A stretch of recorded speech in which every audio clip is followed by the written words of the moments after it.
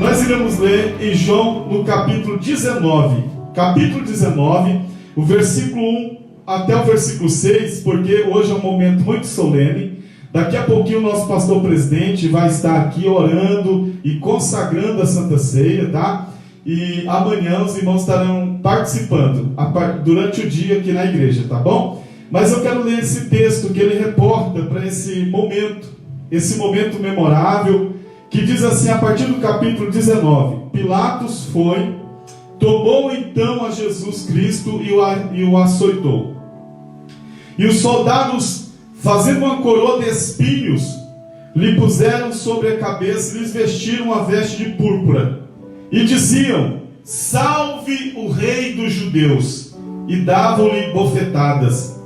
Então Pilatos saiu outra vez e disse: eis aqui vou-lo trago fora, para que saibais que não acho nele crime algum. Saiu, pois, Jesus, levando a coroa de espinhos e a veste de púrpura, e disse-lhe Pilatos: eis aqui o homem. E vendo, pois, os principais dos sacerdotes e os servos, gritaram dizendo: crucifica-o, crucifica-o. E disse-lhe Pilatos: tomai-o vós e crucificai-o, porque eu não acho nele crime algum. Queridos, eu observo, eu olho para esta palavra e eu fico observando que o que marcou a nossa história para todo sempre, para toda a eternidade? Qual foi o evento que marcou a história da humanidade? Você pode se lembrar de muitos eventos que já aconteceram na história da humanidade. O fim do armistício foi um evento que marcou também profundamente a história da humanidade. Você diz assim: pastor, mas teve outros eventos que marcaram a história da humanidade. Teve eventos grandiosos que marcaram. A reforma protestante marcou o fim da renascença, por exemplo. Nós temos outros exemplos que marcaram. A revolução industrial marcou o fim da era contemporânea. Olha quantos eventos grandiosos. A peste negra, a peste bubônica, marcou o fim do feudalismo em meados do século XIV na Europa, onde morreu 1/3 da Europa.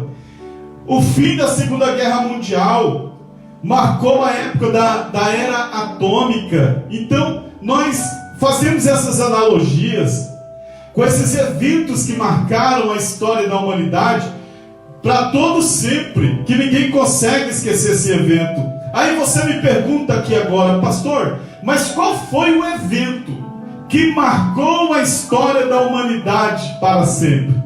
Qual foi o evento que rasgou a história no meio? Eu quero lhe apresentar hoje que o maior evento que marcou a história da humanidade para sempre foi uma cruz. Uma rude cruz que se levantou em um monte na Palestina, um monte insignificante, que tinha a silhueta, tinha o formato, tinha o desenho de uma caveira, por isso era chamado Calvário, porque tinha o formato de uma caveira. Aquela cruz dividiu para sempre, antes de Cristo e depois de Cristo. Aquela cruz marcou a história da humanidade de uma maneira sui generis, de uma maneira única. Ali foi decidido, aquele dia foi o monte da decisão, onde Jesus rasgou no meio a cédula a qual nós estávamos devendo e protestado no cartório celestial. Então esta cruz dividiu para sempre. Tem o hino 291 que nós gostamos de cantar na igreja, que diz assim: rude cruz se erigiu, dela o dia fugiu, como emblema de vergonha e dor. Mas contempla esta cruz, porque nela Jesus deu a vida por mim, pecador. Essa cruz mudou a história da humanidade para sempre. Aí você diz assim: por que a cruz? Por que a cruz? Se morrer de cruz naquela época era uma execução, uma pena de morte que era comum. Por exemplo, esse método de crucificar as pessoas não surgiu na Roma, mas surgiu, por exemplo, na Índia. A Índia começou a matar as pessoas há milhares de anos atrás, através da cruz. Depois da Índia veio o Egito. Só que o Egito, eles arrancavam a cabeça do sentenciado e penduravam o corpo no madeiro.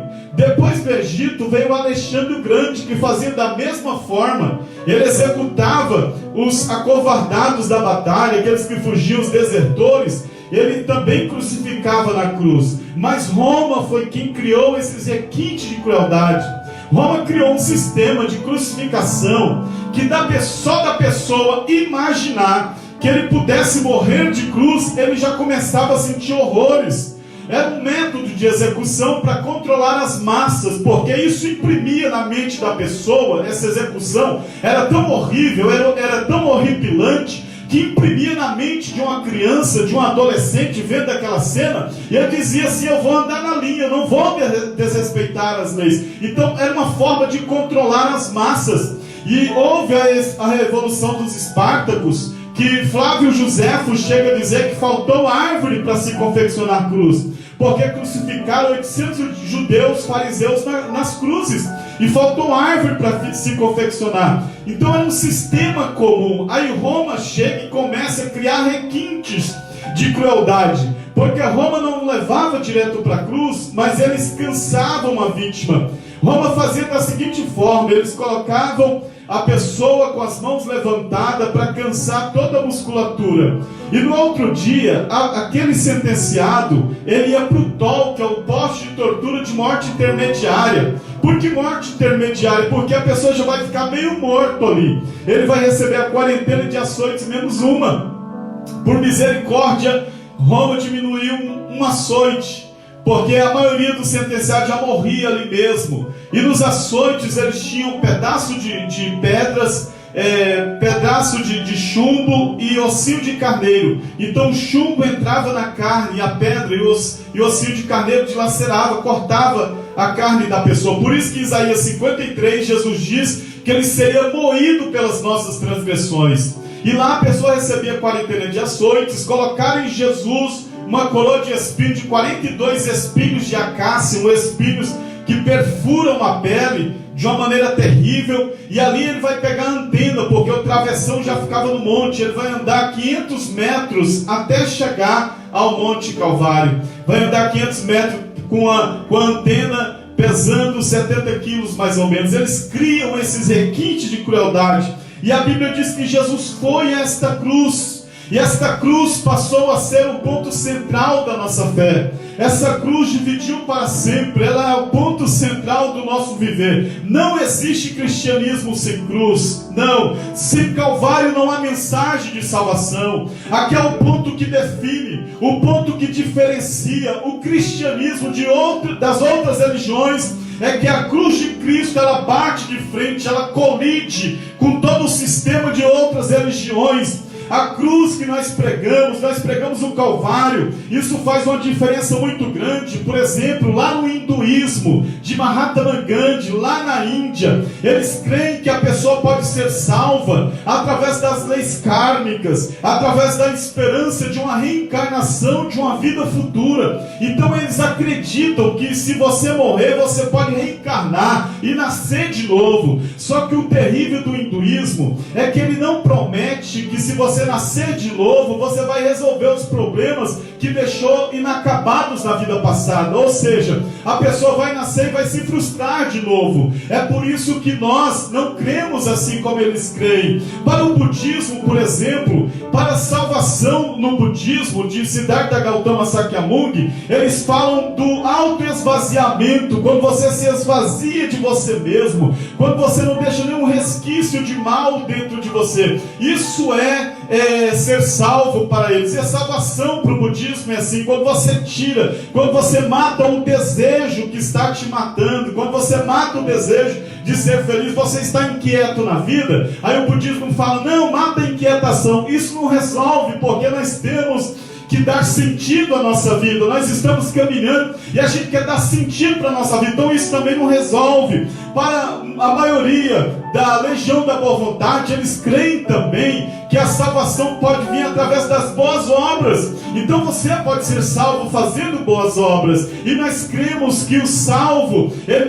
a pessoa não precisa fazer boas obras para ser salvo, ele faz boas obras porque ele já é salvo. Então a mensagem da cruz, ela bate de frente. Nós não abrimos mão dessa pregação, nós não abrimos mão desta mensagem, que não existe salvação a não ser na pessoa bendita de Jesus Cristo. Então veja o que Jesus fez por nós na cruz do Calvário. A cruz representa um campo de batalha para nós cristãos. O que é a cruz? A cruz é um campo de batalha, onde Jesus lutou por nós até o fim. Ele foi até o fim, porque outrora nós éramos escravos de Satanás, nós éramos escravos dos vícios. Outrora nós tínhamos uma vida pregressa, difícil. Tinha alguém que não nos deixava viver, alguém que nos oprimia. Estávamos sob o domínio de alguém que era o valente, que a Bíblia diz, o valente que nos amarrava, que não nos deixava ser felizes. Aí vem a imagem de Jesus, que é o mais valente. Então a cruz é esse campo de batalha.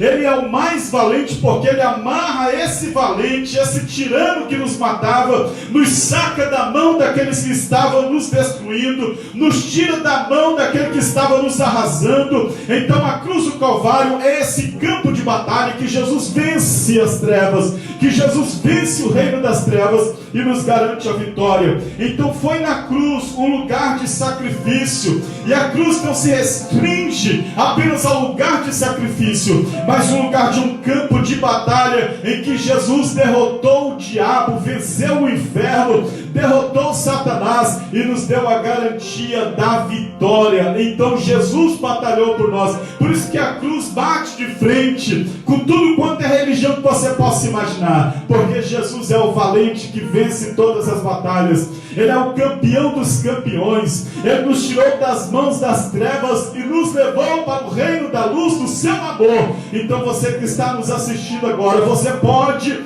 declarar hoje a tua liberdade, a tua salvação, a tua alegria, porque Jesus venceu as batalhas por nós. Louvado seja o nome do Senhor. Aleluia. A cruz para nós também não é só um campo de batalha, mas ela representa para nós e nos dá a imagem de um tribunal. Por que tribunal, pastor? Porque nós estávamos sentenciados, sim, que tínhamos sobre nós a espada da lei. Lembra do hino 15 da harpa cristã? O hino 15, a terceira estrofe. Olha o que ele diz na terceira estrofe: eu tinha sobre mim a espada da lei, mas correndo, apressado fugi, em Jesus me escondi, e abrigo seguro nele achei. Qual que era a sentença que estava decretada sobre nós? A Bíblia diz: a alma que pecar, essa morrerá. Então tínhamos uma sentença sobre nós. Tínhamos sobre nós a corda do pescoço, o fio da guilhotina a nos decepar a cabeça. Tínhamos sobre nós uma sentença, mas alguém se prontificou. Alguém assumiu o nosso lugar.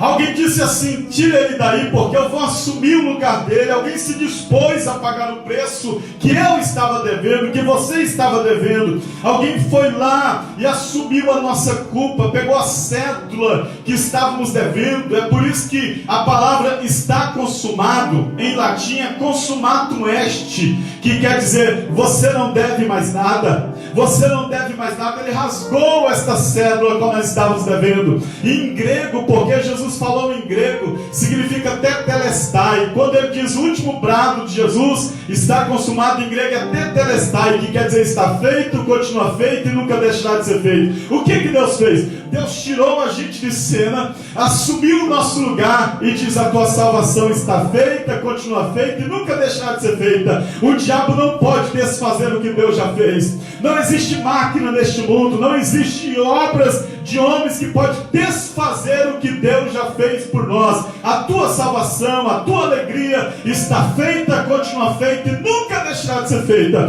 Você pode glorificar a Deus onde você está agora. Você pode agradecer não pelos méritos do homem, não pelos nossos méritos, mas pelos méritos de Cristo. Assumiu o meu lugar, assumiu o seu lugar e nos declarou salvo, nos declarou limpo. limpo, nos declarou justificado. Então glorifique o nome do Senhor. O diabo não vai desfazer a tua salvação, ele não consegue desfazer a alegria. Você pode estar em casa agora, todo mundo confinado em casa, mas há uma alegria que está caindo na tua casa, que não está caindo na casa de muita gente por aí. Por quê? Porque você reconheceu que Jesus é o Salvador, que Jesus é aquele que resgata, Jesus é aquele que se prontifica, que bate na mesa do tribunal e diz: eles estão salvos, purificados, justificados, limpos e resgatados. Glorifique o nome do Senhor. A tua salvação está garantida em Cristo Jesus. Aleluia. A cruz é esse lugar em que Jesus vasculha os porões da criação. Se não havia ninguém que pudesse ficar em nosso lugar, Deus procura sim, desde os confins da terra, e a Bíblia diz que Ele não acha um justo sequer para ficar na brecha, para assumir este lugar. Deus foi nos lugares mais distantes que você puder imaginar, mas o apóstolo João, ele diz: e vimos a sua glória, como a glória do unigênito do Pai, cheio de graça e cheio de verdade. Jesus sobe o monte Calvário, Jesus subiu aquela montanha carregando, Ele não se fez pecador, Ele se fez pecado por nós, carregando aquela cruz, pensando em mim, pensando em você.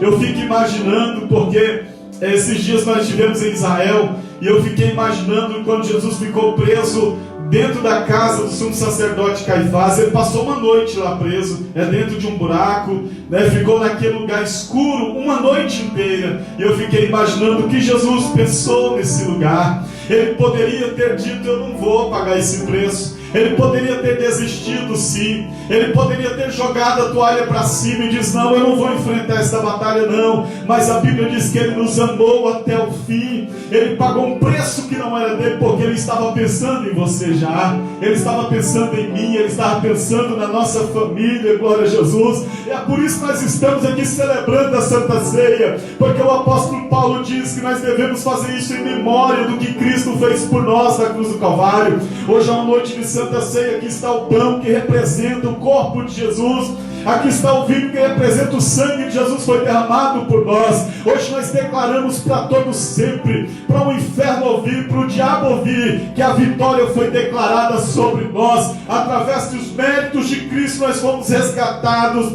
Ele nos pronuncia justo, limpo. Louvado seja o nome do Senhor. Nos resgatou, nos purificou, e Ele abre a possibilidade agora de você ser salvo, de você ter alegria. Pastor, como que eu consigo isso? Como que eu consigo essa alegria, essa felicidade que eu procuro? Eu procuro em tantas coisas, eu procuro nas bebidas, eu procuro nas noites, essa alegria. Que alegria é essa que você está falando? Eu vou orar por você, e a alegria da salvação vai tomar conta do seu coração hoje. Você vai encontrar algo extraordinário, porque a Bíblia diz que aquele que encontra salvação é como um homem que encontra um tesouro e vende tudo quanto tem por causa desse tesouro. E Jesus é o nosso tesouro. Louvado seja o nome do Senhor. Eu me lembro que certa vez eu estava pregando em uma praça, e eu estava pregando sobre a mensagem da cruz, quando eu vi um rapaz no final da mensagem se aproximou daquele caminhão de som.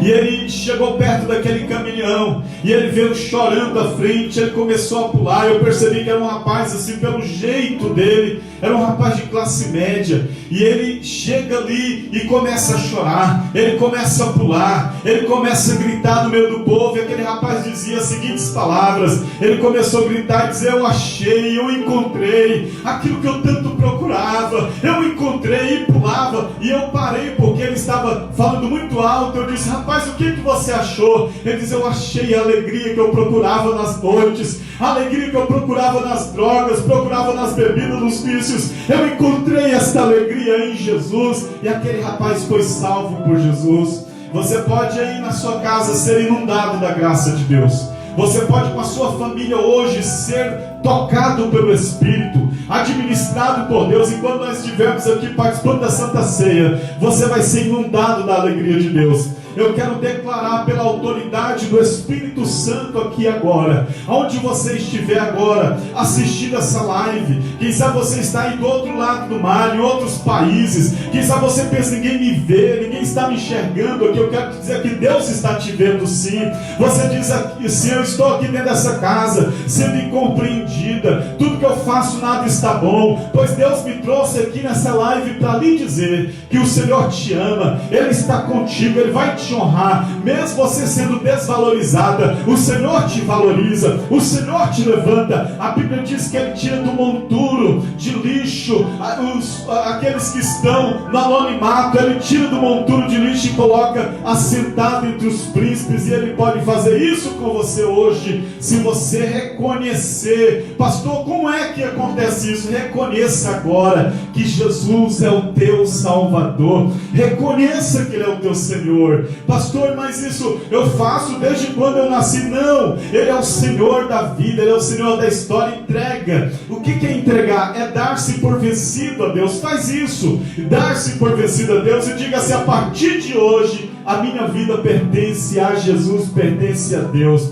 Você já lutou com suas próprias forças? Sim, você é inteligente, você tem capacidade, você tem força, mas por que as coisas não acontecem? Por que as coisas não encaixam, pastor, na minha vida? Deus está me mandando te dizer hoje que Ele vai começar a ser o Senhor da tua história. O Senhor é aquele que governa, que impera, que comanda, aleluia, que dirige. Ele quer ser o Senhor da tua história e da tua casa. Faz isso agora. Nós iremos orar neste momento, e eu sei que você está aí sentindo a presença de Deus, assim como nós estamos aqui sentindo a presença de Deus. Você está sendo tocado aí na sua casa agora, e eu quero orar com você nesse momento. Coloque a mão no seu coração onde você estiver, e eu tenho certeza que uma alegria vai inundar o seu coração. E quando terminar essa quarentena, eu quero que você venha aqui na igreja, que nós queremos dar um abraço em você, por aquilo que você está sentindo hoje. Você vai chegar e dizer: pastor, naquela noite eu fui tocado pelo Espírito Santo,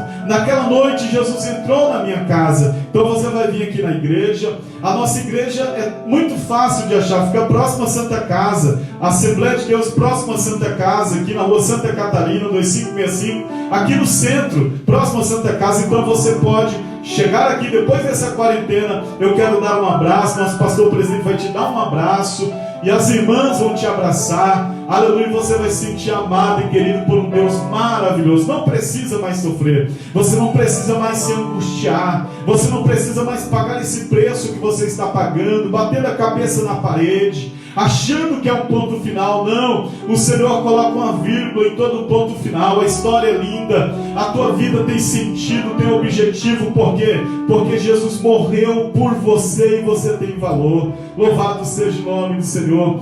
Olha, nós somos de Deus duas vezes, uma vez quando nos fez e outra vez quando nos comprou no Calvário. Para você fazer isso com uma coisa que ela tem que ter um valor muito grande. Para você fazer uma coisa e depois comprar ela, porque tem um valor incomensurável e você tem um valor maravilhoso para Deus. Eu quero orar por você agora. Coloque a mão no seu coração, faz isso hoje. Talvez você nunca fez isso, mas faça agora. Senhor, Tu és o Senhor da minha vida, Tu és o Senhor da minha casa, Tu és o Senhor da minha família. Deus, eu oro agora por esta mulher, eu oro por este homem, por este jovem, por esta moça, por essa criança.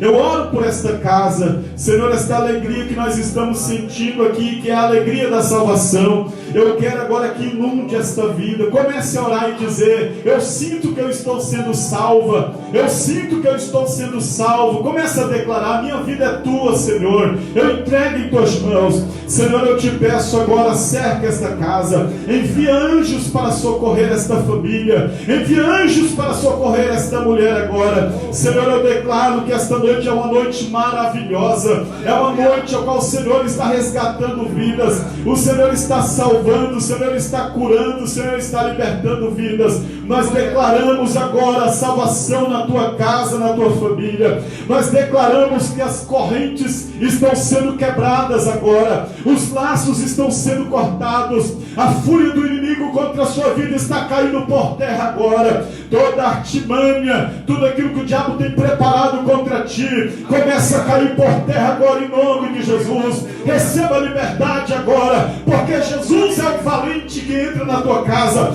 Ele é o campeão dos campeões e os generais dos generais. Ele entra na tua casa para lhe trazer alegria e salvação.